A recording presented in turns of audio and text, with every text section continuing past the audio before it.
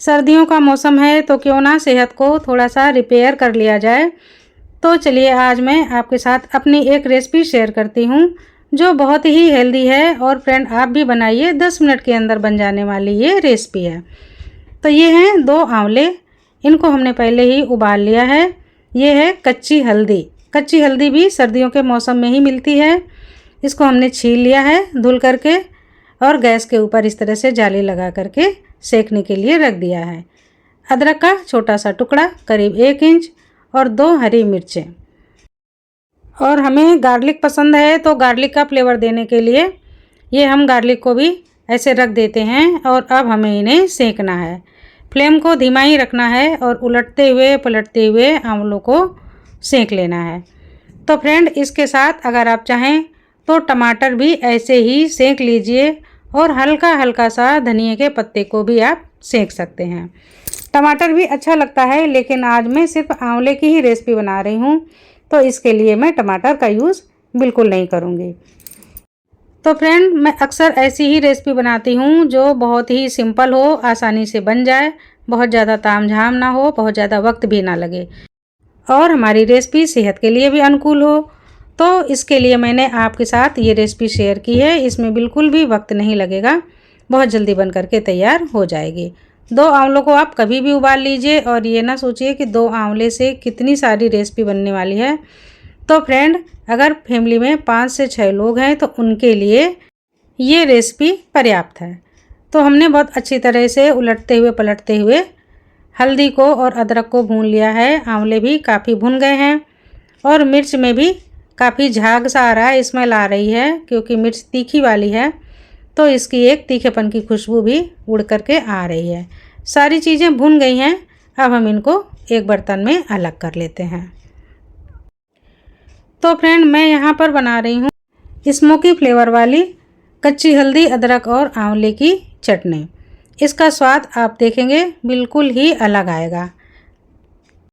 तो सारी चीज़ें भुन करके तैयार हैं, इनको हम डायरेक्ट पानी में डाल देंगे तो ये ठंडी भी हो जाएंगी और जो इनका ऊपर का काला पार्ट है इसको निकलने में आसानी भी हो जाएगी। तो पानी से ही रगड़ रगड़ करके हम इस तरह से काले छिलके को अलग कर लेंगे। ये जो आंवला है ये पका हुआ है। अगर हम कच्चे आंवले को भूनेंगे तो फ्रेंड वो अंदर तक पकेगा नहीं, वो कच्चा ही रह जाएगा तो उसमें वो मज़ा नहीं आएगा। इसलिए हमने आंवले को पहले उबाल लिया था। और अब ये सारा जो काला पार्ट है इसको हम धीरे धीरे निकाल देते हैं। तो ये देखिए इस तरह से सफ़ेद सफ़ेद जो अंदर का पार्ट है वो बचेगा और काला हमने निकाल दिया है। और ये जो लहसुन है ये भुनने के साथ साथ पक भी गए हैं। अंदर की जितनी कलियां हैं ये बिल्कुल सॉफ्ट हो गई हैं और इनमें बहुत अच्छा स्मोकी फ्लेवर उभर करके आ रहा है। तो इसका भी हम काला पार्ट निकाल देते हैं और अंदर का सफ़ेद पार्ट जो बचेगा उसको हम सावधानी से अलग कर देते हैं। इसी तरह से ये जो कच्ची हल्दी है इसका भी हम भुना हुआ पार्ट जो ऊपर का है ये निकाल देते हैं और अदरक को भी हम अच्छे से छील लेते हैं क्योंकि इसमें कार्बन होता है, इसके लिए हम काले पार्ट को बिल्कुल नहीं रखेंगे।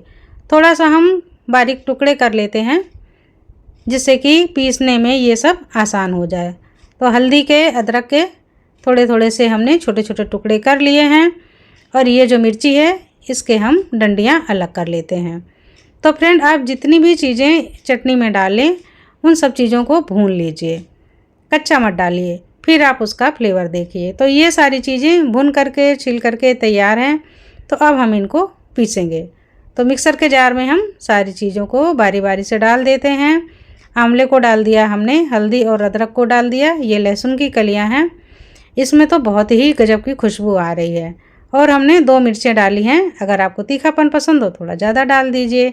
आधा छोटा चम्मच हमने जीरा का लिया है, आधा छोटा चम्मच सौंफ का लिया है और अब हम ये ले रहे हैं 1 छोटी कटोरी पुदीने के पत्ते और 1 बड़ी कटोरी तक हम धनिया के पत्ते ले रहे हैं।